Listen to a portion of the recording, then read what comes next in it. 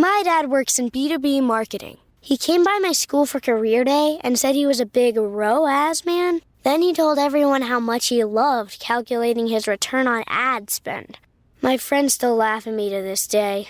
Not everyone gets B2B, but with LinkedIn, you'll be able to reach people who do. Get a $100 credit on your next ad campaign. Go to linkedin.com/campaign to claim your credit. That's linkedin.com/campaign. Terms and conditions apply. LinkedIn, the place to be, to be. Welcome back to I Want That Too, the podcast where Disney merch meets Disney history. I'm entertainer-writer Jim Hill, and as always, I'm joined by the lovely Lauren Hersey. Hi, Jim. How's it going?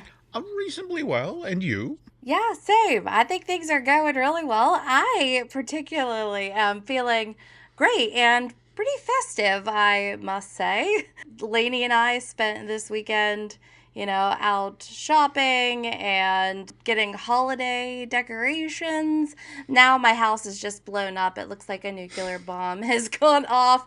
I don't know that there's any real progress as far as decorating, but I bought a ton of decorations. So I'm pretty jazzed about that. Are you feeling the holidays yet? Well, I have to admit, I spent entirely too much time at Target, and when I walked in today, to get cat food, I was assaulted by all of the Christmas banners and the Christmas cookies right there as you walk in the store. So yeah, I guess I have no choice. I have to get festive at this point. I think it's being shoved down our throats so hard that you're just get on, you got to get on board. I'm not normally a really early shopper for folks. And I would say I have at least a quarter of my gift list bought for, which is great. I'm typically Black Friday is still the kickoff for me. And one of my favorite things to do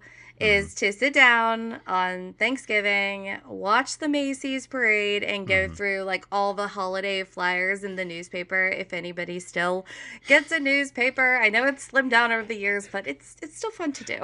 It's so interesting you say that, because I drove down to visit my 92-year-old mom, who insists on her Sunday newspaper. So, and yes, I picked up a Boston Globe, which we used to have a forklift to lift up, and much slimmer. But anyway, you mentioned Macy's Thanksgiving Day Parade, and you're right. That's always felt like kind of the unofficial start of the holiday season. For years, it's been that one event where as soon as you see those giant balloons floating through Manhattan, you just feel, okay, the holidays have begun. And even with all of the earlier holiday stuff these days, the parade holds a special place in a lot of people's hearts, and to them it's what kicks off the holidays. And this year, by the way, Lauren, Macy's is adding something new for Disney fans. Not only will there be a new Disney balloon making its debut in this year's parade, but Macy's and Disney are taking their long-standing partnership to a whole new level. Yes, indeed they are. And I think that kicked off in, actually October 17th. But we are going to tell you all about what's coming up for this year's parade and how Macy's and Disney are really coming together and celebrating together. And in today's feature, Jim is going to be diving into the fascinating and very, very long history between Macy's and Disney. And this includes how those balloons first made their way into the Thanksgiving Day Parade and some unique collaborations along the way. But first, I think that we should take a moment and thank our sponsor. Okay, and that would be Touring Plans. And if you're a first-time visitor or a Disney veteran, Touring Plans can help you make the most of your time and money at the Disney parks with custom touring plans, real-time wait times, and insider tips. They're the ultimate tool to help you navigate the parks like a pro. So save time and save money by visiting touringplans.com. Okay, Lauren, so you mentioned top of today's show, you're already in the thick of holiday shopping, and that, also that you might have gotten a little insider info from Disney. Is that correct? Kind of. I mean, not the typical insider information that you get, but a couple of months ago, I got this survey from Shop Disney. Okay, so again, I've heard of surveys coming from the parks, but a survey from Shop Disney? I guess that says a lot about your dedication when it comes to Disney-related shopping, Lauren. All right, enough judging me. But Okay. I am pretty committed, I must say. So, Mm-hmm. okay, here's exactly what went down. I know that the listeners, they love some surveys, so I figured I would share this one. So it starts off like when you click the link and it says, "Imagine that you're shopping on the Disney Store website or app." Okay, I can do that. Mm-hmm. Please indicate whether you would add the following items to your shopping bag, or if not, let us know if it's because the price is too high or you're genuinely not interested. So we're really getting into specifics here. Yes, I was so surprised. Like I've taken a ton of like theme Mm-hmm. park surveys, but Mm-hmm. this one was something that I had never experienced. So how this looked was like they'd show me something like this flounder water bottle, which was Mm-hmm. kind of obscure, if I have to say. Mm-hmm. But it had flounder on the top, it had a built-in straw, it had looked like Ariel inside of it. It gives you the price, and then it says, choose to add to your bag, don't add to your bag because it's too expensive, straight up says it's too expensive, or don't add it to your bag because you're just not interested. Okay, so this was basically a virtual shopping spree where they're weighing your interest and price tolerance for each item? Yep, that's exactly what it was. And listen, if that was a real cart, like Mm-hmm. we would have all been in big trouble. But Okay. this survey Mm-hmm. went on for like a good 20 minutes. It Mm-hmm. was just item after item after item. And at one point I felt like I was actually shopping. Mm-hmm. So I mean, why they were doing this, I'm pretty sure that they were testing price points and probably like gauging interest before they roll out these items. Um, I even got a little sneak peek into what was to come for the holidays. And now that, I've been able to go on the Disney store, like confirming that a lot of the items that were on this survey were a part of this year's holiday lineup. Wow, that is fascinating that they would do that. So, what do you think is going on here? Were they looking to avoid overstocking on items that would then end up at the character warehouse at deep discount?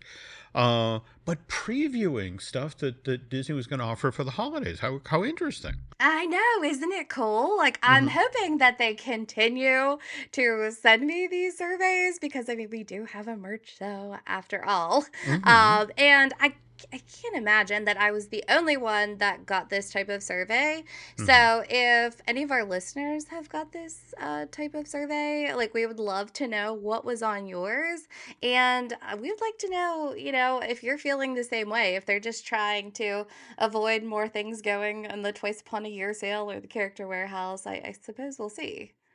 Wow, no, absolutely. And in fact, anyone who's listening to this week's episode of I Want That Too, if you two got included, were selected for this virtual shopping survey, we'd love to hear what you experienced. Yes, yes. Okay, so, and I'm going to give you a pro tip that I've Mm-hmm. been using for a couple years because we like to shop for Disney, but we're on a budget. Like, let's be real here. Mm-hmm. I have been using Rakuten, and so it's spelled weird. It's Rakuten. Mm-hmm. And I save serious money every year on the holidays. It's totally free to sign up. They are not a sponsor of the show, just trying to Mm-hmm. help y'all out. And if you're planning on shopping at the Disney store right now, they're offering 9% cash back, which is pretty incredible. Yeah, and now this is at the Disney store, really? .com or? Yeah, so you go to Rakuten.com, you Mm-hmm. sign up for a free account, and Mm-hmm. then before you shop, you just put in where you want to shop. So, like, there's Macy's on there, and I think they're at 4 or 5%. Mm-hmm. If you go to the Disney store, it's 9%. I got stuff from Cabela's earlier this week. I think I've already made at least $50 just in cash Wow. back shopping this holiday season. Mm-hmm. And then what happens is you can get it in a gift card or they'll send a check to your house after the holidays. It's pretty fantastic, I have to say. Wow, that sounds like a very solid deal. How cool. Yeah. And I mean, as we get closer to Christmas and typically around Black Friday, the cashback percentages usually continue to go up. So it's worth keeping an eye on, save a couple bucks. Got it. Who Got it. can blame you? And speaking of Black Friday, let's now circle back to the parade, because this year is the 98th Macy's Thanksgiving Day Parade, and Disney's relationship with Macy's in regards to this parade dates back to 1934. So that means that Disney and Macy's have been working together on this seasonal event for 90 years. And what better way to celebrate this milestone than by giving Minnie Mouse her own balloon in the Macy's Thanksgiving Day Parade. And Disney's and Macy's are making history together again with this debut. And Minnie's balloon, which, by the way, just this past week or thereabouts at Balloon Fest made her debut. She's, 60 feet tall, 60 feet long.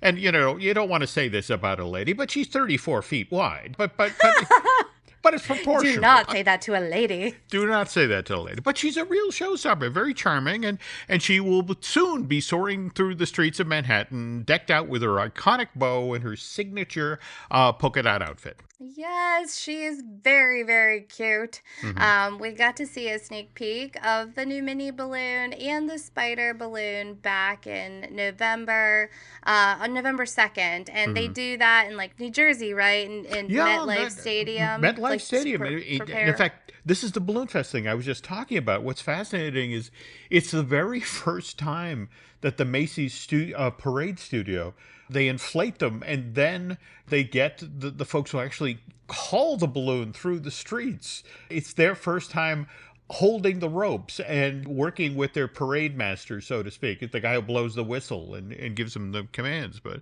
they do the preview because nothing can be left to chance on the day of the parade. In fact, Lauren, I've been lucky enough to go down to New York. In fact, Nancy and I did this with our friends Flo Lang and Jeff. It was November of 2001. It was literally weeks after 9/11. Was there anybody even there? Well, but this is the thing. It felt like it was important to be there. So we actually went down to Central Park West. We were at the very start of the parade, and we not only that went into town the night before when they inflate the balloons around the Museum of Natural History there in New York, and you got to see the giant balloons under the huge cargo nets. And I got to tell you, it was a different world there than Lauren. For example, it was the only time in my life when walking down a New York street and seeing dozens upon dozens of policemen. And it was like, oh, good, police, yes, good. And I also remember at the start of that parade, Mayor Rudolph Giuliani rode the Big Apple float, and he was cheered like he was a national hero. I mean, people just, screamed his name and waved. But anyway, getting back to the parade itself, there's an entire team that works on the parade year-round. Again, John Piper and the crew at Macy's parade studio over in New Jersey, and they go into overdrive the weeks before Thanksgiving to, again, testing out the new balloons. And then, I love the whole, you see those amazing floats and then realize that, holy cow, they have to fold down to just 14 feet tall because that's how they fit through the Lincoln Tunnel. What? How did they even do that? Oh, Lauren, the Macy's people have been so nice to myself and Nancy. Again, I want to say 15 years after we did the 9/11 thing, we got to sit in front of the 34th Street, right down the street from where they do the musical numbers on television live. So we got to watch the parade as it made the turn onto 34th Street. And I got to tell you, what's interesting is that after they're on television, in fact, that was the one downside of where we got to see the parade from, is that this is at the point where they tell everybody, run, because it's another parade or another balloon coming right behind you. So we would see all these people suddenly kick into overdrive and just run up to the city blocks and off of 34th Street, where then all the balloons got deflated and all of the parade floats got folded back up. And in fact, we had to walk through this space as we made our way back to where we could get a taxi to get back to our hotel. And it was just fascinating to watch them take down these 3 and 4 story floats and just fold them up, like origami, and then get ready to roll them back through the Lincoln Tunnel back to, I want to say they store them all in Moonachie, New Jersey. Well, that is a random fact. Your head There has we to go. be full of them. But I mean, I can't even imagine all the moving parts that it takes to just put that one parade on. And like you said, they can't leave anything to chance because I mean, they're live on TV. And I mean, it's a challenge for me to even put together my family's Christmas. And these people are putting together this incredible, incredible parade holiday tradition. Yeah, and as I understand it, we did not get to see this part because, to be honest, we were back in our hotel sleeping.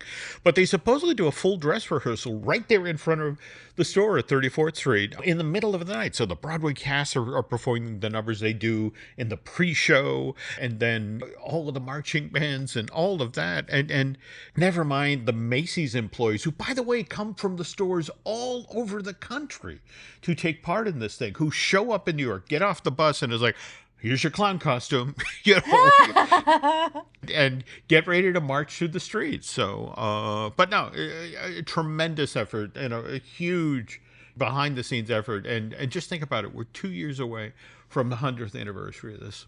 I mean, that's incredible in its own right. Yeah, right there. And just, again, that it's the holiday favorite that it's become. And more to the point, the New Yorkers who turn out in droves to watch it in person every year, and the people who buy vacation packages just so they can be, for example, in a hotel in Times Square, facing into the square and watching this whole spectacle go by below them, some 14 or 18 stories below. It's very Miracle on 34th Street vibes, right? Very much. And I mean, do you think there are going to be more? Well, I don't know. I was going to say more Disney fans showing up to see Minnie, or do you think that there's always been some type of Disney character in the parade? Well, now also remember, as part of this parade, we're not just getting the new mini balloon, we're also getting a brand new Disney cruise float that actually is going to pay tribute to all 8 ships, including the Treasure, the new one that's about to be added to the line. And by the way, just totally coincidentally, that's going to feature Maui and Moana from Moana 2. Totally coincidentally. I mean, total coincidence. Total coincidence. No, and they got to fill those new ships, right? Yeah. But speaking of filling new things, aren't Disney and Macy, they're teaming up doing pop-up Disney stores, right? Yeah, kind of. Mm-hmm. So Macy's and Disney, they are taking things up a notch, and they're going to have these pop-up shops. I don't know if you saw this. They're inside of 200 Macy's stores nationwide. And I think that's what kicked off on October 17th. And they're not calling them Disney stores or Disney pop-up shops. They have an official name, and it is very creative. Are you ready? Okay. They're called Mickey and Minnie shops. That's what we got here.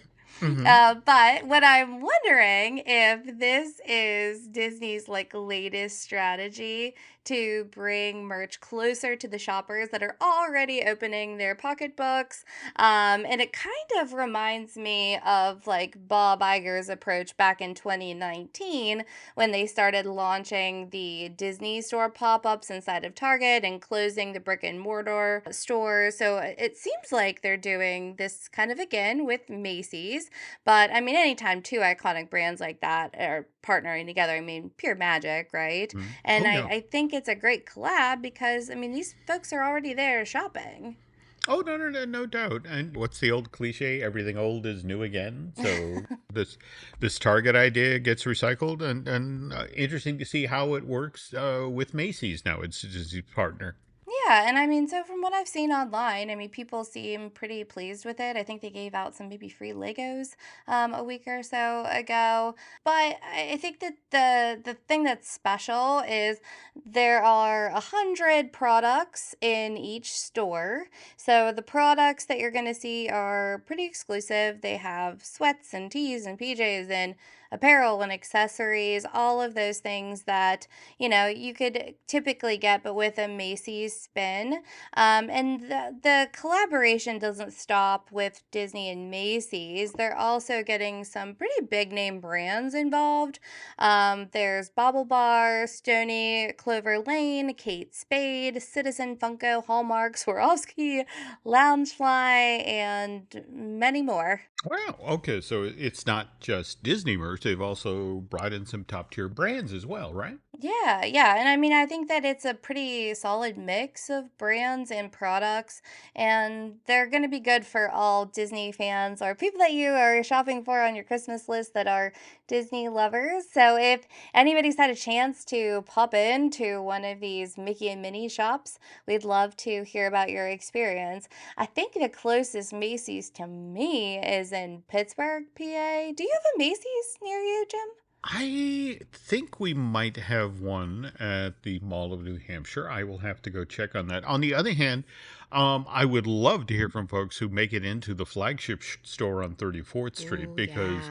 I would imagine that Mickey and Minnie's shop is going to be crazy. So we would love to hear about your experience. Yes, we absolutely would. All right. So when we come back, Jim is going to take us on a journey through Disney and Macy's 90-year history together, from Mickey's early parade appearances to the iconic holiday windows in Herald Square. So stay tuned.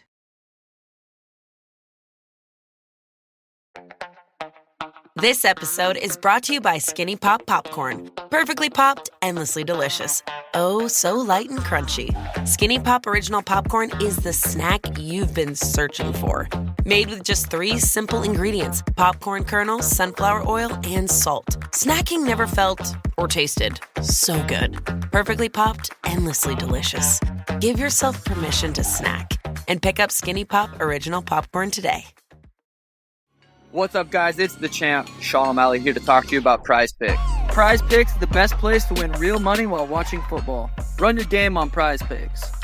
Prize Picks will give you $50 instantly when you play your first $5 lineup. You don't even need to win to receive the $50 bonus. It's guaranteed. Just download the Prize Picks app and use code SPOTIFY. That's code SPOTIFY on Prize Picks to get $50 instantly when you play a $5 lineup. Prize Picks. Run your game.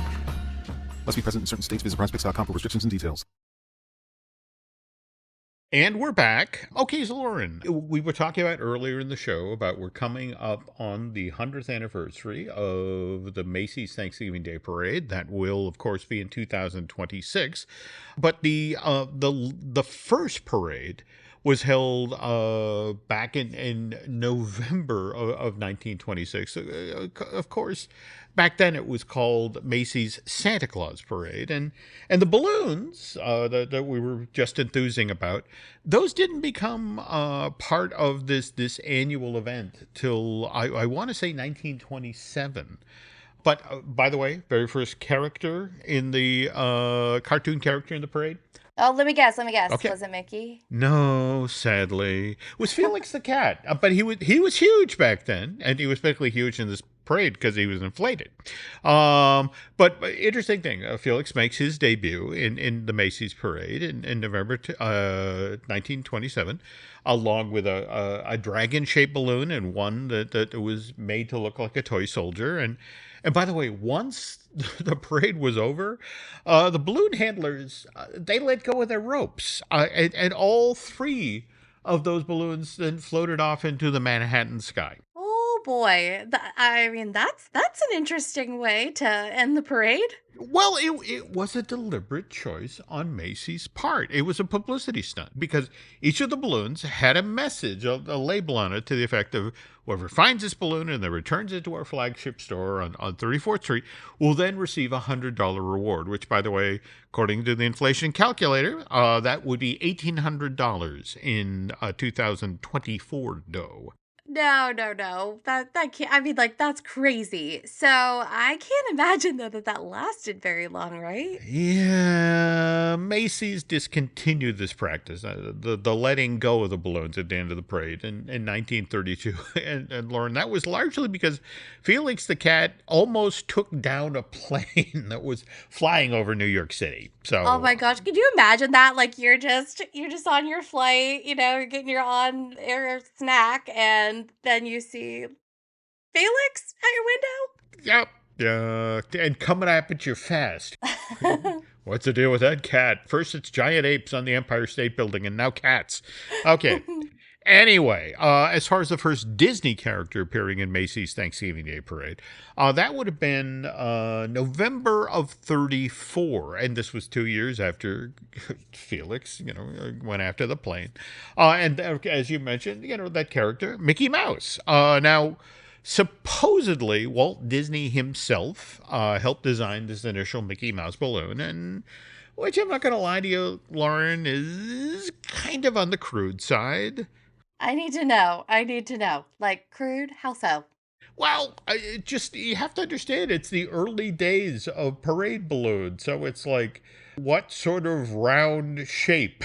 Mickey has ears that kind of have encephalitis, I think is the polite way of putting it. And yeah, I mean, it's kind of a hot dog body, and it's like, not the most on model Mickey. Now, what's especially interesting about this edition of the Macy's Thanksgiving Day Parade, because it was basically a Disney celebration. They just didn't have a 40-foot tall Mickey Mouse balloon. This 1934 edition of the Santa Claus Parade also featured balloon versions of Pluto, Horace Horsecollar. There was also the Big Bad Wolf and Practical Pig from The Three Little Pigs, which had come out in theaters in May of the previous year, 1933, and then become sort of this huge cultural phenomenon during the Great Depression. And now, mind you, to get that much visual representation in the Macy's parade, Walt had to agree to a certain amount of quid pro quo, which is why when you see pictures of the Disney characters in that particular parade, they have giant stars on them. And of course, the star is Macy's logo. So there we go. Okay, so like the Disney balloons had Macy's logo on them? Again, it's you got to remember Disney. Mickey Mouse, this is 34. Mickey Mouse only came on the scene in 1928, and right. Disney is still not quite the powerhouse that it would eventually become. Now, if we jump ahead a year, November of 1935, this is when Donald Duck debuts in Macy's Thanksgiving Day Parade. And Donald, well, he dwarfed Mickey. Remember, Mickey's 40 feet tall. Donald is 60 feet tall and 65 feet long. All right, and these Disney characters were part of the lineup of Macy's Thanksgiving Day Parade for a few years into the 30s, but then they eventually got retired. That's sad. I hope that wasn't the end. Well, no. Both Mickey and Donald would return to Macy's parade lineup, but it would take a few decades. Okay, so then what happened next? Well, Donald was the first to return with a brand new balloon version of this Disney favorite, which was much more a model.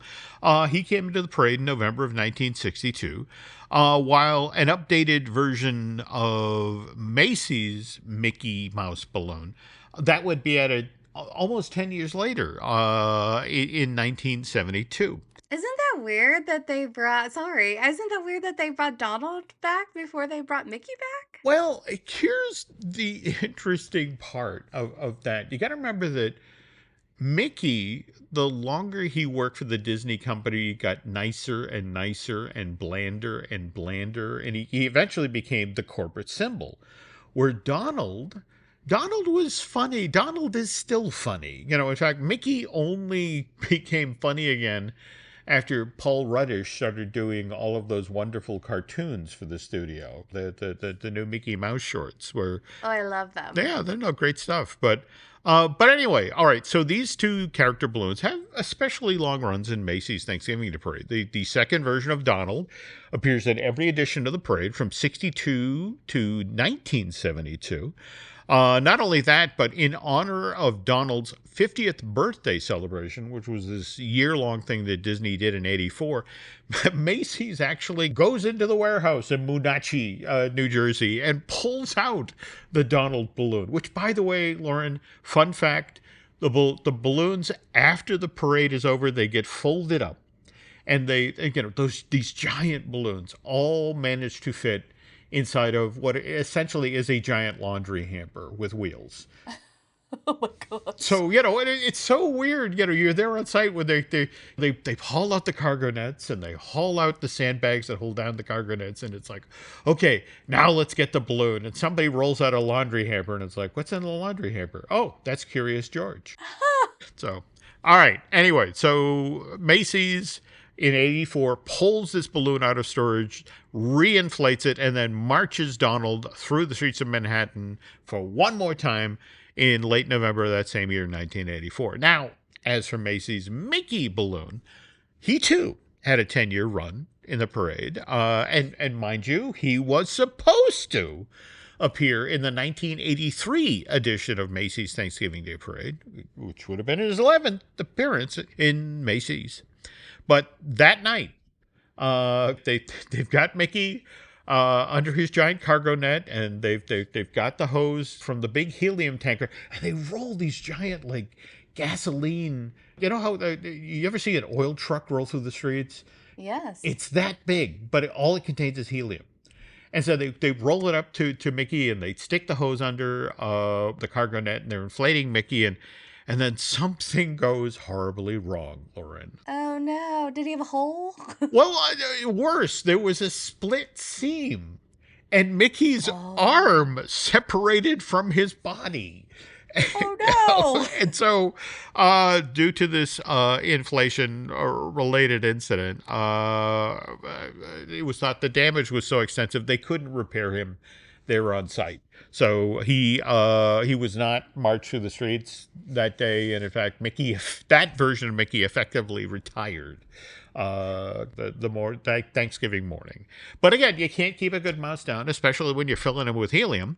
So a third Mickey balloon, this one dressed as a band leader, debuted in the parade some 17 years later, in the year 2000, and then to help promote the Disney Cruise Line, kind of a theme with Macy's, Sailor Mickey, the fourth inflatable version of this cartoon character, joined Macy's parade lineup in November of 2009. So I'm just curious though, have we not had a Mickey balloon since 2009? Well, it honestly depends on the year. Now, the Mickey balloon, actually, one of these weird, again, whenever you cover the Macy's Thanksgiving Day Parade, they send you a 3-ring binder which has all of these information pages on the various parade balloons and floats and performers and that sort of thing. And I remember with the Sailor Mickey balloon, because he was riding on an anchor, and they were like, well, the inflatable anchor that Mickey is riding on is 4 times the size of the one that's actually comes off the side of the Disney Cruise Line. And it's just sort of like, what poor intern had to go, chase down that intro. But yeah, that he made a couple of appearances in the parade, but at the same time, during this same period over the past 2 decades, we've had other Disney characters show up at Macy's Thanksgiving Day parades, but these had ties to to features that the studio was putting out. Like, for example, 2005, we got the title character from Disney's Chicken Little. And by the way, great likeness. On the other hand, 2008, we got a Buzz Lightyear balloon, and that was there to help promote the Toy Story series.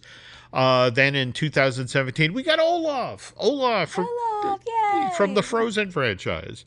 And by the way, back in August of 2015, which, by the way, that was the 20th anniversary of the release of the first Toy Story movie, Macy's hauled its Buzz Lightyear balloon all the way out to California and then inflated it in front of the Anaheim Convention Center. You know where that is, Lauren. You were just there back in August of this year. But they did it for that year's D23 Expo, the first day. In fact, between, I want to say, the Sheraton, the Hilton, remember the plaza there in front of the convention center? I do, absolutely. That's where they inflated Buzz. And in fact... that's incredible. Incredible. And again, John Piper and the folks at the Macy's Parade Studio, and I also want to thank Amy Clune, I believe her name is, they were kind enough to allow me behind the barricade. So Lauren, I sat there all night because that's a thing. They inflated him at night because they wanted, in fact, he had to be ready. Dear Lord, I want to say 5 o'clock in the morning, West Coast time, because they were going to cut to Good Morning America. And they were going to have John Lasseter interviewed in front of the Anaheim Convention Center with all the D23 logo and such in front of him and use it to promote not only the 20th anniversary of the first Toy Story coming out, but also the D23, that year's edition, was about to get underway. And so I sat there the whole night and watched them go through the process. And what's interesting is that they inflate different body parts at different times.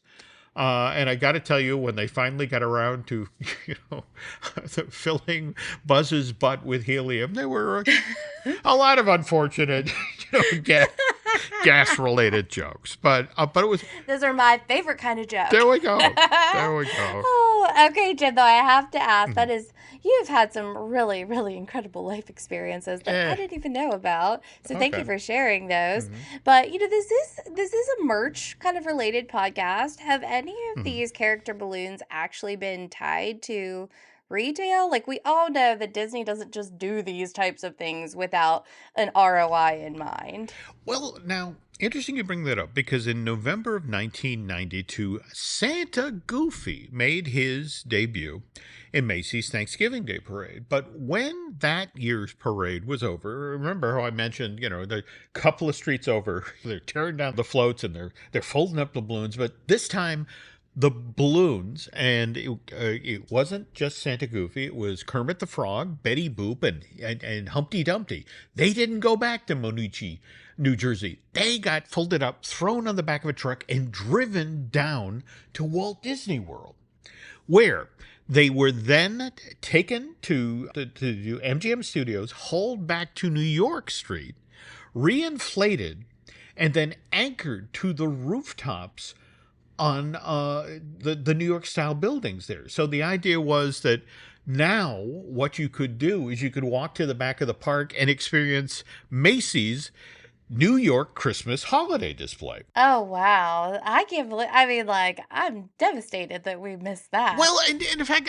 I'm not going to lie. I'm devastated too, because it only ran for 1 year. But worth noting that the success of this seasonal event did pave the way for the Osborne Family Spectacle of Dancing Lights, which debuted at the studios just 3 years later in November of 1995. Okay, so we got to give up something, but we got something spectacular. We did. And speaking of getting something, Disney did have a merch program to support Macy's New York Christmas celebration at MGM. And the lovely Nancy, my wife, years and years ago, she managed to snag a sweatshirt that depicts Santa Goofy hovering high over New York Street at MGM. And this, Lauren, this is a shirt she hauls out every single holiday season and then proudly wears.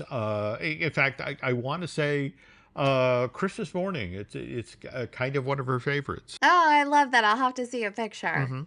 But again, now speaking of the merch program, we talked about this at length on the first half of today's show. Minnie Mouse again making her debut in the Macy's Thanksgiving Day Parade. 90 years after Mickey, a kind of a lag there, guys. But we mentioned the Mickey and Minnie shops that are in all of the Macy's around the country, including the 34th Street store. And there is stuff that's specifically tied to Minnie and the Parade. And I wanted to especially point out, Lauren, given your ears collection, did you see the mouse ears headband that celebrates Minnie's debut in the parade? No, I need to go. Like, as soon as we wrap up the show, I need to see them. Okay, because And it might just be something I should be wearing to my, trip the first week of December, since Minnie finally gets her balloon. There we go. Well, again, just want to remind you folks, if you can't make it down to New York in person to see this, the 98th annual Macy's Thanksgiving Day Parade will air live on NBC this year. Coverage begins at 8:30 a.m. East Coast time, and I want to say that first hour and a half or so, you get a lot of the Broadway shows performing in front of Herald Square, but by then they step off at 9 a.m. up on Central Park West, Lauren, and they are not kidding around. They have to make it all, I want to say it's a 2.5 mile route, and they have to be there at turning onto 34th Street as they go live at 10 a.m. with the parade coverage, which then runs to noon. And listen, I am here for it. I will be there for it with my newspaper in hand, just me and your mom and anybody else who's still getting their Thanksgiving Day newspaper. But seriously, at some point in the future, let me reach out again to the folks at Macy's, because that getting to sit in front of the store and watch this thing in person was amazing. And to be honest, I would like to see it on the other side now, as opposed to having the people run up the street. It's like, oh, it's Jim and Nancy, run! So, but beggars can't be choosers. No, we can't Jim be Hill. choosers. But no, that's something you, me, Eric, and Nancy should do at some point. So, and the kids, we should bring, the Laney and Miles. Oh, we'll bring the whole Hersey circus along. It'll be a festive time for all. Cool. Yes. But I think on that note, I think it's time that we close off shop for today. But before we do, I want to let everyone know what's coming up in our next episode of I Want That Too. As we're getting closer to Christmas, that means just one thing: new movie releases. And in our next episode, we're going to be diving into the highly anticipated release of Moana 2. Can't wait. It's my birthday. And shortly after that, I got my dates mixed up. So we're going to be diving into the highly anticipated release of Moana 2. And we also have Wicked hitting the big screen. And Jim's got some pretty fascinating stories about Disney's connection to the Wizard of Oz to share. You do not want to miss it. And of course, if you want to stay up to date with everything happening across the Jim Hill Media Podcast Network, make sure you're following along on Facebook, Instagram, X. We post all the latest updates and news from all of our shows, so you won't miss a thing. Okay. And also, don't forget that if you get questions or suggestions for future episodes that you'd like to share with myself and Lauren, we would love to hear from you. So you can reach out to us on social media or email us at jim@jimhillmedia.com or lauren@laurenhersey.com. That's it. Well, thanks for listening, everyone, and we'll see you next time on I Want That Too.